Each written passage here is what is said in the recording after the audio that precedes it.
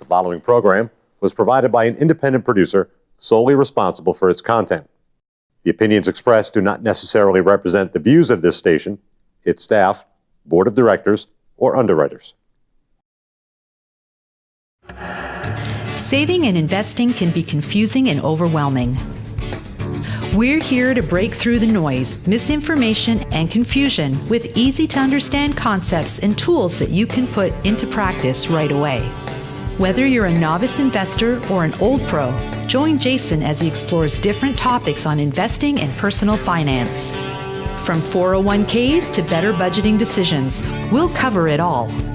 Our investment guidance will give you the comfort and security of knowing that you're on track to achieve your goals. It's time to rise above all of the distractions of daily life and take control of your financial future. Welcome to Financially Fit with your host, Jason Haviland. Hello, and welcome to another episode of Financially Fit with Jason Haviland. I'm your host, Jason Haviland. And today, we're going to take another slight detour off our usual path of talking about money and finances and profit, and have a little discussion about nonprofits. So perhaps you work for a nonprofit, perhaps you are involved with a nonprofit, perhaps you are thinking about being involved with a nonprofit. We're going to cover all that ground today and more, so let's jump right into it. I'd like to welcome Laurette Edelmann, Assistant Director at the New Hampshire Center for Nonprofits. Welcome. Thank you, Jason. Great to be here. Okay, New Hampshire Center for Nonprofits. That sounds like a fancy name. Why don't we start there? What is the New Hampshire Center for Nonprofits? What do they do? And then maybe you can, after you tell us what they do, tell us a little bit about your role at that organization. Certainly. The New Hampshire Center for Nonprofits is itself a small nonprofit that was formed almost 40 years ago to support the nonprofits in the state of New Hampshire with capacity building resources, with trainings, really to help the nonprofits in the state with the business and operations so that they can spend most of their time focused on their mission delivery and program delivery. So we're a small nonprofit. We have about 6 staff. We're based in Concord, but we serve the whole state. I'm the assistant director. I've been there a little over 13 years, which is amazing. It's gone by very quickly. Long stretch. Long stretch. I've been involved in the nonprofit sector for just about 25 years. My background is usually involved with finance, a little bit of operations, HR, and as most nonprofit staff, I wear a lot of different hats. So I do some programs, I do some, I'm out in the community. We're a little all over the place because we're a small nonprofit with a broad mission. All right, so you're trying to help nonprofits be the best nonprofit they can be. Right. Probably by helping them with all the other stuff that goes along with having to be a nonprofit and administrative things. Are there regulatory burdens, things like that? Right. Yes, and actually, it's interesting that you started this session talking about dipping away from talking about profit, because nonprofits, a lot of what we worry about is money and profits. Right. And that's why we're talking today. They need to be financially fit just as much as everybody else. Absolutely. Nonprofits are small businesses, and though we're formed for public good or for a social cause or purpose, we're not formed to make a profit that will be paid to an individual, but we do have to make money. We do need to support ourselves. Right. Our profits have to go back into our mission delivery and to support our organization in meeting our mission. Right. That's typically how I differentiate for-profit business, a lot of times referred to as C corporations, and then nonprofits, whose mission it is to fulfill some social mission, giving back to the community, giving back to an organization somehow, some way. Now, you mentioned sort of making a profit. I have noticed recently that, traditionally when I have thought about nonprofits, I think about an organization that would just try to raise money by asking individuals or corporations for money. But I've noticed a lot more organizations that are trying to run little mini businesses themselves as a means to generate money to fund the nonprofit. Right. Do you see that as something that's become more common or more prevalent lately? It has. Part of the reason for that is the pool of money available for nonprofits through grants and contracts doesn't get a lot bigger, Yeah. but the need for services does. And so nonprofits are constantly looking for other ways to fill the gap between the need out there and what they're able to provide based on those contracts and grants and those types of things. Okay. So they start looking at areas that they have expertise. So for example, Catch is a housing organization up in Concord, and they actually started to do property management because they had to do it to support their own mission and delivery of services for their own mission. Their own houses. Right. Properties. And so they've been able to spin off an organization that's for profit that will help to support their nonprofit mission. There's a lot of for-profit companies and individuals who need property management services, and so why not use that expertise? So, Okay. All right. So, and is that, when we describe that, this is the traditional, we use the IRS code 501c3 nomenclature to designate a nonprofit. We have C corporations. This is probably also a good time to talk a little bit about B corporations, public benefit, and how they sort of straddle the middle of the two. Does your organization help those organizations as well, or do you strictly try to stay in the sort of the true nonprofit space? We don't have, there aren't a huge number of B Corps. Though it is a status in New Hampshire now, I don't think there's many who actually go through that. And we don't have a lot of resources for those organizations. We do, however, talk to folks who are trying to decide between a B Corp or a nonprofit, or becoming, ask for a fiscal sponsor to actually handle that structure for them. So we get involved before they become a B Corp. And sometimes it is better for them to become a B Corp, or sometimes it's called a low profit, limited liability corporation. So we help to provide information so folks can make the best decision for their mission and for their particular needs. That's great. All right. So aside from contributing money, which I'm sure a lot of us have been asked for, thank you, from nonprofits, and certainly, as you know, in my history as having been part of many large corporations, we'd have days where all the employees would get together and sort of go help some organization. What are some other ways people or small businesses, even companies, can get involved other than just writing a check and giving money? It's a huge need in the sector for skilled volunteers, serving on their boards, serving on committees, helping to expand the reach of the nonprofit without expanding their payroll.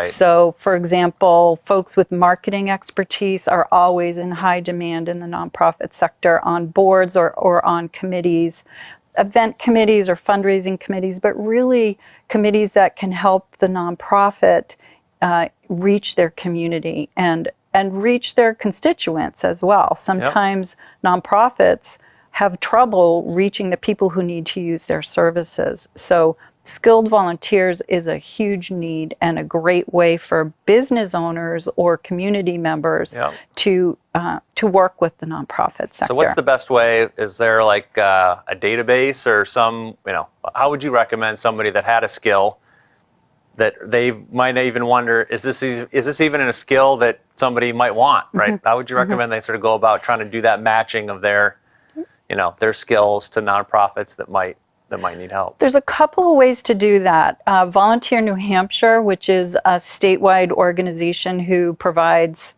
a database where nonprofits can list their volunteer opportunities. Though, you want to make sure that the nonprofit that you are going to be working with is a fit for you. That the mission is something that you're interested in, that the organization is well run, that their volunteer program can handle your request that they would be ready for you when you showed up at their door, if you do show up at their door.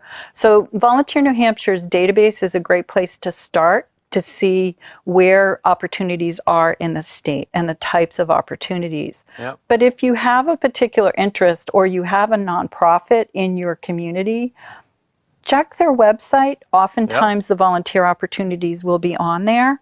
If they're not, attend an event at the nonprofit, speak to one of their staff members, let them know the skills that you have that you'd like to bring. Not all nonprofits are ready.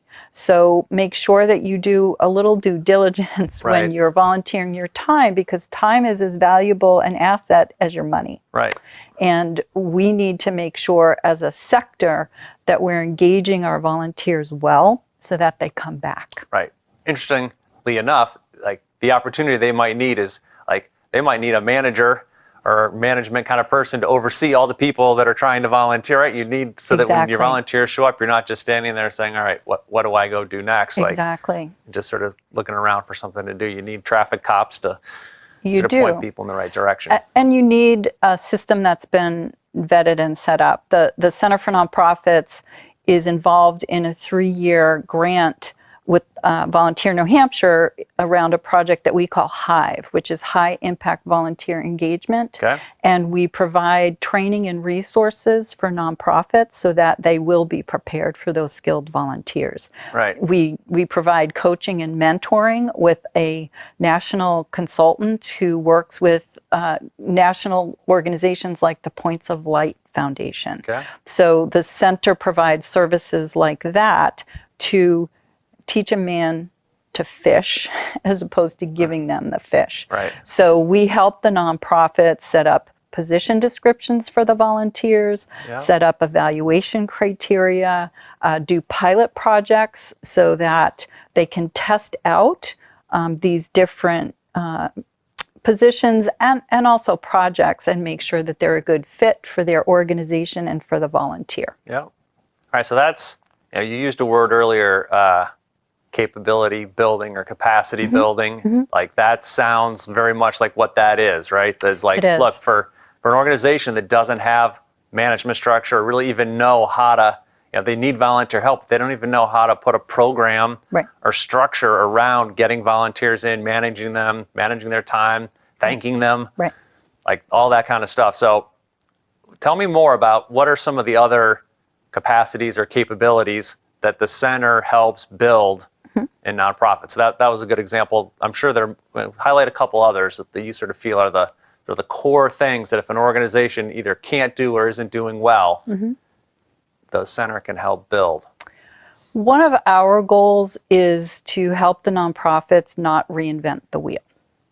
Right. There are a lot of nonprofits who are in business right now, and there have been a ton of nonprofits in business for many, many years.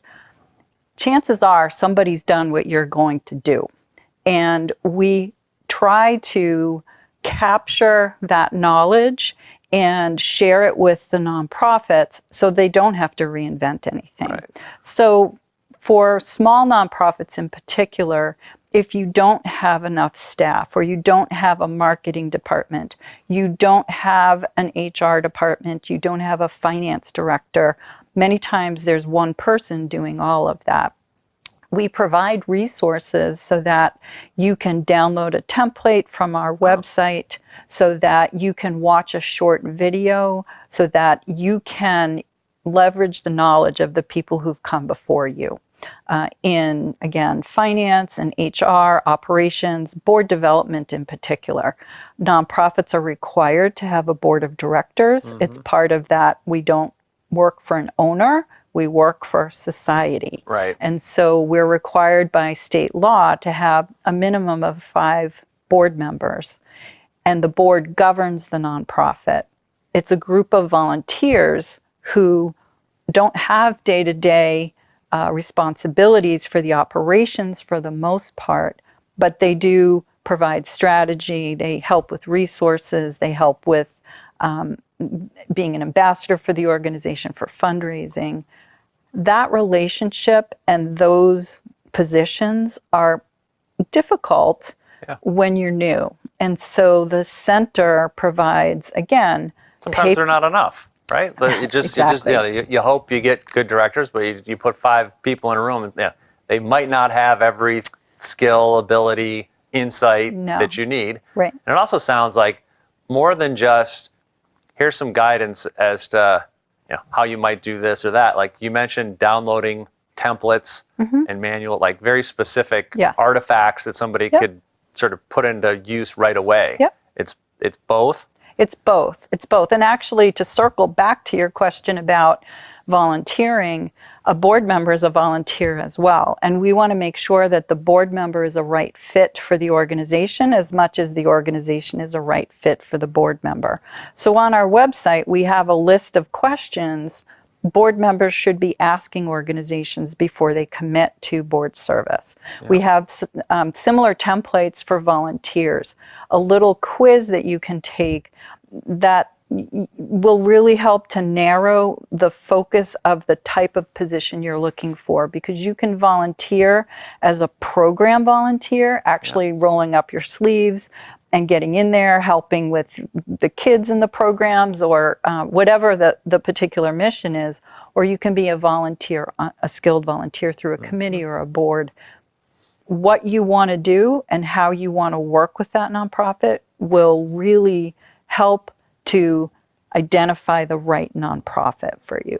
So in the same way, we talked a little bit earlier about if you wanted to participate and volunteer some of your time, at a nonprofit, is there a similar, again, I'll use the word database, for people that might want to join a board at nonprofits? How would you sort of, is it your recommendation, the similar where you visit the nonprofit, do a little bit of due diligence yourself, or is there somewhere you can go to see if there's a good match for, more than just I want to volunteer for a weekend or bring my kids by to serve some meals on a holiday kind of. So the answer engagement? Is both. Okay, good. Yes and no. There isn't a statewide database with board opportunities that you can peruse to say, that sounds like a great mission, that's in my area. The center does have a list of its members that are looking for board members. But matching board members with nonprofits is as much art as it is science. And so the culture of the organization is important. The life cycle stage of the organization is important. Again, the skills that you're bringing, the amount of time that you want to devote to this particular organization. So visit the nonprofit. Okay. Go on their website, look at what their services are, make sure that you can find their financial reports. Yeah. Look at their tax returns.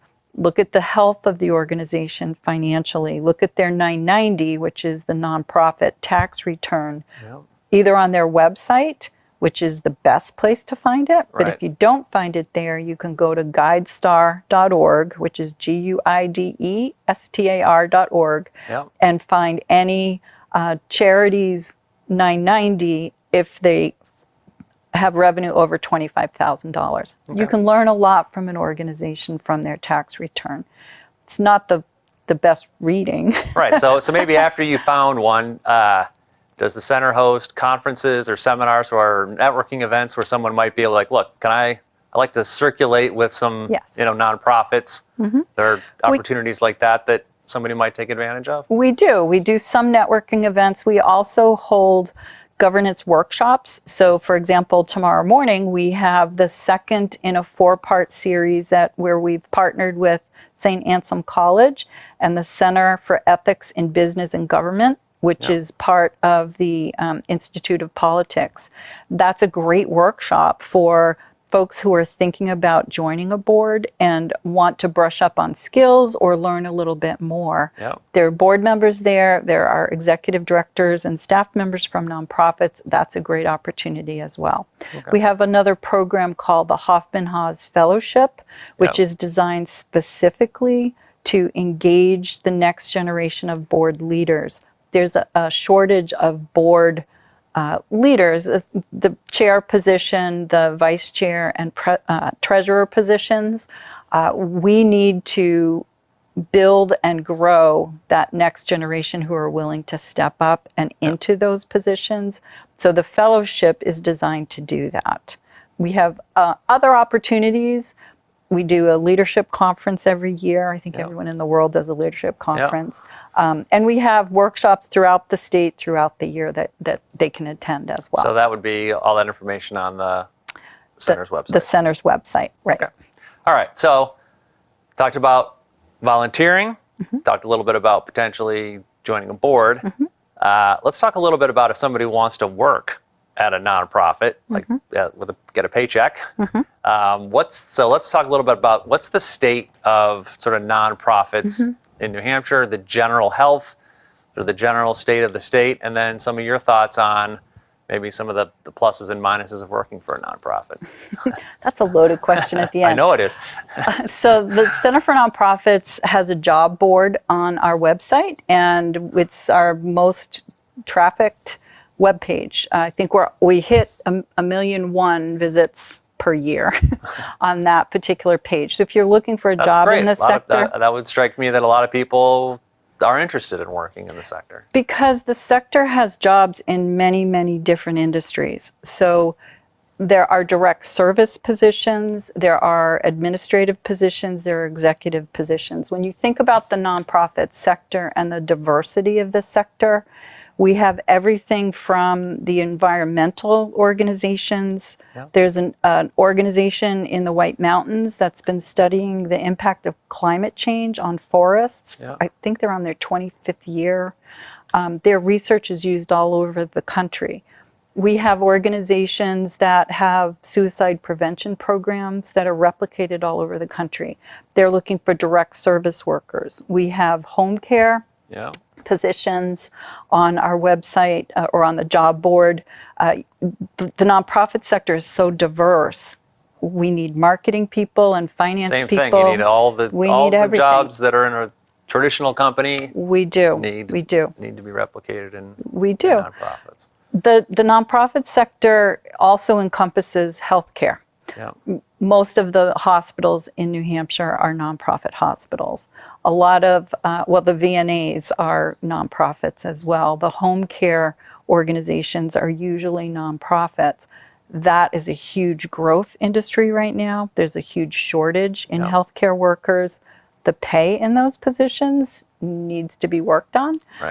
But because of that, the nonprofit sector is viewed as one of the few sectors with a very high growth potential in job openings. So jobs are growing in the sector. Are there, because of the center and other, is it your sense that the ability of new nonprofits to form where they see need in the state is easier, harder, about the same as it has been? Again, that's a loaded question. It's easier right now to become a charity. A charity is a status that is given to a nonprofit by the federal government. And that means that your donations can be tax deductible and you're tax exempt from most taxes. You're not tax exempt from payroll taxes or some other taxes. A charity, because of the brouhaha a few years ago, they came up with an easier process to become a charity. That's good and bad. It doesn't take months and months to be approved anymore, but because of that, there's a lot less oversight and a lot of charities are actually starting. The center urges new or folks who are thinking about forming a nonprofit to look at many different other options. Becoming a program of another nonprofit is a great opportunity. It's like a little branch or a little subsidiary kind of situation. When you become a nonprofit or when you become a charity, paperwork is burdensome. There are a lot of regulations that you need to adhere to, and if you can come under someone else's wing, at least when you're starting up, it's going to be a lot easier for you. So there are a lot more charities. Whether or not they'll all survive, we don't know. But again, the funding landscape it hasn't grown Okay. And tax reform, the impact of tax reform is still unsure at this point. Okay. We know that there's been a significant downturn in individual donations, but there have been some mega donations Yeah. that keep those totals pretty high. Okay. So we're still on the fence about how that's going to impact most small nonprofits. All right. So in that context, let's talk a little bit about New Hampshire Gives Sure. in the day. And so tell us about what that day is and Sure. what it's all about. New Hampshire Gives is an initiative that the center started 5 years ago. This is our 4th year, offering 24 hours of online fundraising for So big nonprofits. Push. One day, big push. We have media partners, we have corporate partners, we have radio, TV, we've got support from foundations across the state, employers across the state. We help get traffic to a website where the general public can find a nonprofit to support. So it's like getting it top of mind for people, right? A lot of times Exactly. people, they just sort of go about their days. They are generous. They do want to give. Life gets in the way. Right. Here's a day, a branded day A branded day. where they can really put it top of mind and hopefully make it easier for the nonprofits to receive the donations. That's our goal. Yeah. But again, because we're a capacity building organization, we provide resources for the nonprofits so they don't have to reinvent anything. Right. We give them templates that they can use in their social media campaigns. We give them workshops that they can attend. There's all kinds of information about how to get your board engaged in New Hampshire Gives Day. Yeah. So all kinds of information, so they're not in it alone. So we'll be seeing, I'm sure, information on this. But what 24-hour period is it so that we can make sure we're on top of it? 2019, we're talking about June 11th from 6 p.m. through June 12th at 6 p.m. Okay. If you're in Concord on June 11th, we're having a launch party at the Hotel Concord on Main Street, 5:30 to 7. Join us. We'll be launching, and we'll be going over the $1 million mark during that launch party. Okay. The first 3 $1 years, million mark of donations total accumulations. raised, Okay. right.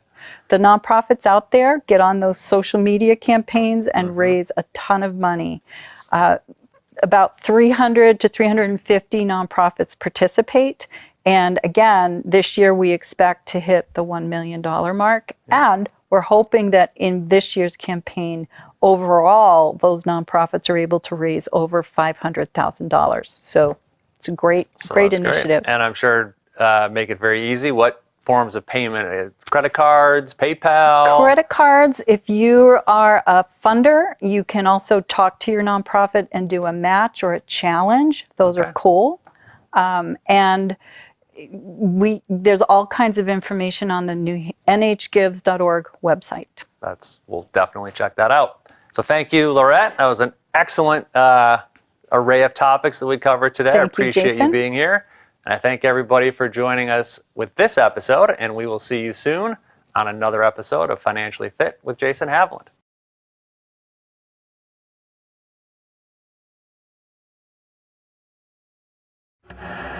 Saving and investing can be confusing and overwhelming. We're here to break through the noise, misinformation, and confusion with easy-to-understand concepts and tools that you can put into practice right away. Whether you're a novice investor or an old pro, join Jason as he explores different topics on investing and personal finance. From 401ks to better budgeting decisions, we'll cover it all. Our investment guidance will give you the comfort and security of knowing that you're on track to achieve your goals. It's time to rise above all of the distractions of daily life and take control of your financial future. Welcome to Financially Fit with your host, Jason Haviland.